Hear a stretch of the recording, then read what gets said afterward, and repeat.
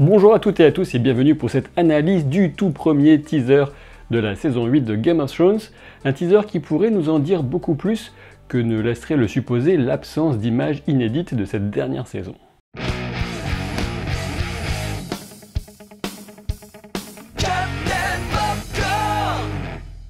Et ce teaser a pour titre Dragonstone, ce qui fait principalement référence à l'île de Dragonstone ou Père Dragon en VF, où se situe la carte en relief de Westeros utilisée dans ces images. Cette carte a été commandée par Aegon Targaryen en personne au moment de conquérir les 7 royaumes. Et pour aller un petit peu plus loin même, on peut dire que cette carte d'Aegon est d'autant plus significative suite aux révélations du dernier livre de J.R.R. Martin, Fire and Blood, qui est consacré à la dynastie des Targaryens, à leurs péripéties, à leurs histoires, et qui nous dit que Aegon le Conquérant avait justement décidé d'unir les 7 royaumes par la conquête, parce qu'il avait décelé la présence d'une menace au-delà du mur. On peut supposer qu'il s'agissait évidemment des marcheurs blancs,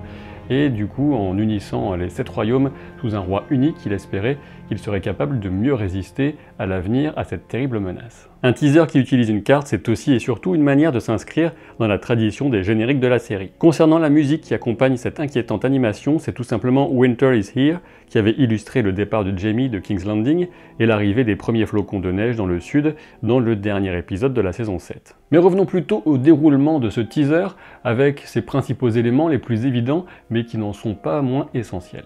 Le brouillard blanc qui s'étend depuis le nord correspond à l'armée des morts qui apporte avec elle la nuit éternelle. La glace saisit d'abord le loup qui représente les Stark bien sûr, mais aussi plus ou moins en même temps la pièce qui représente les Immaculés de vert gris. Et on peut déjà s'arrêter ici un moment et s'interroger, le fait que ces deux pièces, le loup et l'Immaculé, soient dirigées vers le sud, cela doit-il nous laisser entendre que les forces armées de Winterfell et les Immaculés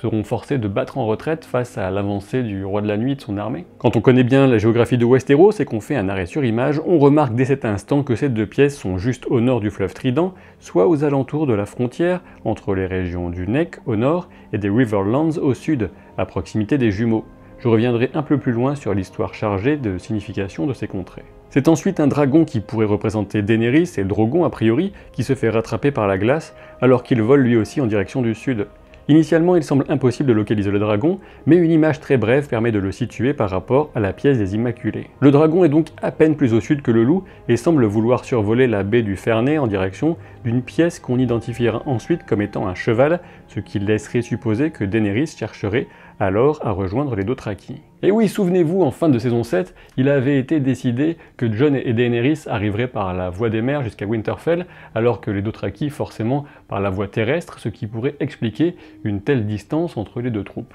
Néanmoins, concernant cette pièce qui représente un cheval, il reste la possibilité qu'elle ne désigne pas les Dothraki, mais plutôt la Compagnie Dorée, ces mercenaires engagés par Cersei. Autre petit détail, mais qui peut éventuellement être essentiel et qu'on peut facilement rater, je vous l'accorde, ces pièces continuent à bouger même après avoir été touchées par la glace. C'est notamment le cas des Immaculés, comme on le voit ici, qui se sont rapprochés, eux aussi, en direction du cheval de l'autre côté de la baie. Le cheval lui-même continue d'avancer pour passer la baie et arriver plus ou moins à la hauteur des jumeaux, puisqu'il y a 2 châteaux sur la carte, même si l'emplacement correspond davantage à celui de Salvemer ou Seaguard en VO sur une carte plus précise. Et puisque les Immaculés bougent, et si on peut apporter crédit au contenu de ce teaser, on peut se dire que le fait qu'une pièce soit touchée par la glace n'implique pas nécessairement sa destruction, mais au moins sans doute un affrontement contre l'armée des morts. Évidemment, si on continue de partir du principe que ce teaser donne de véritables indices sur le déroulement de la saison 8, on peut craindre pour Winterfell étant donné le mouvement de retraite des forces alliées de Jon et Daenerys. Quoi qu'il en soit, face à cette véritable vague de glace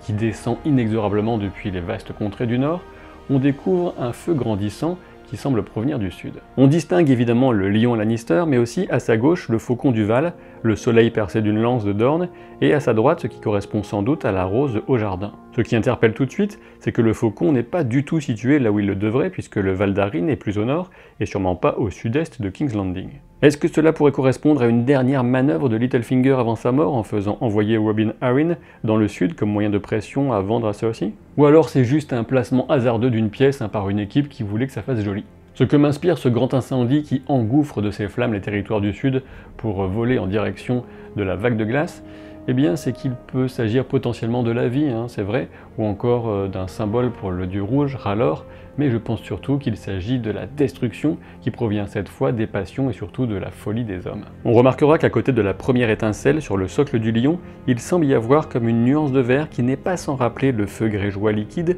dont l'utilité scénaristique pourrait ne pas encore avoir été totalement consumée dans la série. On voit d'ailleurs les flammes qui touchent directement le symbole qui correspond a priori à King's Landing, Port-Réal si vous préférez, à gauche du lion. Ensuite tout va très vite, le feu embrasse tout et fonce directement vers la vague glaciale, mais à un moment vraiment très court, quelque chose a attiré mon regard et mon attention. Il s'agit de l'apparition d'une pièce au niveau de l'embouchure du trident. Je ne sais pas si ce sont mes yeux ou mon imagination qui me joue des tours, mais j'ai bien l'impression qu'il s'agit d'un kraken qui pourrait donc correspondre au Greyjoy. Reste à voir s'il s'agit de Euron ou de Theon, mais je penserais plutôt pour le premier, le vilain oncle. Enfin, lorsque la glace et le feu se rencontrent au niveau des jumeaux, c'est une véritable éruption de ver dragon qui surgit de terre, sachant évidemment que l'obsidienne est le matériau le plus dangereux pour les marcheurs blancs. On pourrait y voir un présage de victoire pour l'humanité, mais je vais y revenir plus en détail. Prenons d'abord un peu de hauteur, si vous voulez bien, pour évoquer la signification principale, la signification d'ensemble de ce teaser, à savoir un retour aux fondamentaux, le titre de la saga littéraire de J.R.R. Martin,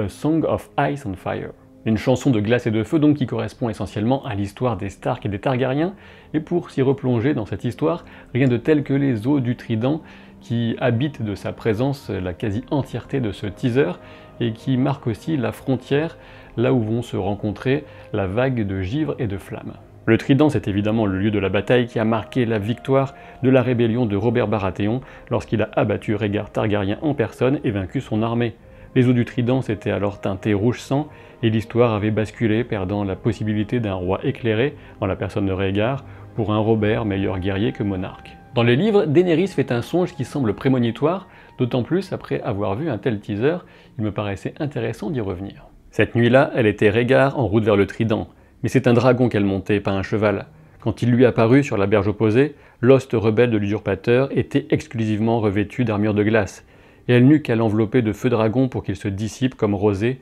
non sans transformer le Trident en un torrent. De toute évidence, cela semble correspondre à une prémonition de son combat à venir contre les marcheurs blancs et l'armée des morts, mais je ne pense pas que la victoire contre eux sera aussi facile que dans son rêve. Toutefois, le Trident, c'est aussi, voire surtout, le lieu d'un événement fondateur pour l'histoire de Westeros, lorsque le roi du Nord, Torrhen Stark, avait décidé, 300 ans avant les événements de la série, de vouer allégeance à Aegon pour épargner à son armée le destin qui avait incombé à tous ceux qui s'étaient alors opposés aux conquérants et à ces terribles dragons. On peut clairement deviner une filiation entre ce geste, celui de Torrhen Stark qui avait décidé de ployer le genou face à Aegon, et celui de Jon qui a lui aussi décidé de ployer le genou en reconnaissant la légitimité de Daenerys en tant que reine des 7 royaumes. À quelques lieues au sud, cette région c'est aussi celle d'Harrenhal, le château hanté, mais aussi et surtout le lac de l'Œil-Dieu et son îlot face, où se situent, selon les livres, les derniers vervoyants. Et je dois dire que je ne sais pas du tout si la série saura prendre le temps de revenir explorer cet endroit mythique, et si c'était miraculeusement le cas, même si on aura 6 épisodes et qu'ils seront assez longs, ça ne fait que 6 épisodes, eh bien j'en serais vraiment ravi, puisque l'Œil-Dieu permettrait de revenir aux origines de tout ça, et de ne pas se contenter de résoudre la question des marcheurs blancs avec une ou deux batailles géantes. On pourrait presque voir dans ce teaser l'annonce d'une forme d'apocalypse avec la destruction issue des marcheurs d'un côté, celle issue de la folie des hommes de l'autre, et au final, aucune chance pour Westeros et ses habitants. Bon, alors maintenant que j'ai dit ça, soyons réalistes, il est impossible que la série s'achève sur un tel désastre, et cela ne serait guère plus intéressant que de voir Jon triompher à coups d'épée de tous les marcheurs blancs, avec une rose bleue entre les dents et un sourire ultra bright. Je sais bien que certains craignent un final très fantasy qui laisserait de côté le réalisme cru, les traîtrises, les retournements d'alliance et la complexité de l'âme humaine en faveur d'un schéma classique. Et vous le savez bien, il est impossible de se prononcer pour l'instant, on n'a pas encore vu cette saison, mais il est quasiment certain qu'il y aura des batailles titanesques, et pour la plupart, la grande majorité d'entre nous, on ne va pas s'en plaindre. Ceci dit, ne perdez pas espoir si vous êtes fan de tous les autres éléments qui font le succès de Game of Thrones, puisque les showrunners, tout comme les acteurs, ont promis des retournements de situation, des surprises, des traîtrises. Ne serait-ce que du côté de King's Landing, voir les flammes dans ce teaser renvoie aux nombreux indices qui laissent craindre que cela ne survienne, que ce soit les visions de Bran d'un dragon survolant la cité, ce que Tyrion était parvenu à convaincre Daenerys de ne pas faire, ou encore la mention du feu grégeois qui serait encore stocké en quantité sur certaines rues de la capitale. Et pour ce qui est de la résolution finale face aux terribles marcheurs blancs, Je ne pense pas que mettre fin à la menace que représente surtout le roi de la nuit en personne passera uniquement par une sorte de victoire militaire, non, je pense qu'il y aura une forme de sacrifice, voire plusieurs sacrifices,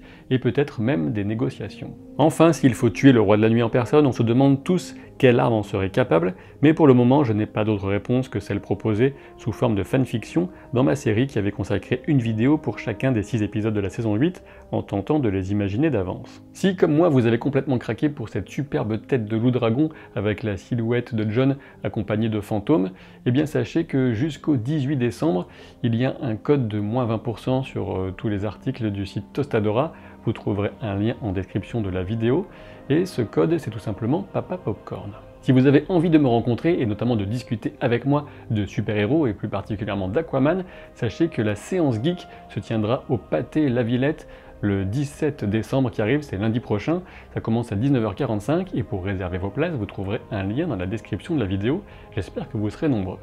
Et comme je suis une tête de linotte, j'ai failli oublier vous dire qu'il y a 2 fois 2 places à gagner pour me retrouver sur cette séance geek Aquaman. Il y aura d'abord 2 places à gagner sur le compte Twitter, c'est facile de trouver un lien dans la description sur la bannière de la chaîne et un petit peu partout, et 2 places réservées à ceux d'entre vous qui me soutiennent sur Tipeee. J'espère sincèrement que cette vidéo vous a plu et que vous aurez pensé à vous abonner à la chaîne si ce n'est pas encore le cas, sinon je me verrai dans l'obligation de vous prendre en sandwich entre un réchaud à gaz et un congélateur pour un petit peu revivre ensemble dans un grand moment les événements de ce teaser. Je vous dis à très vite pour de nouvelles aventures. Salut!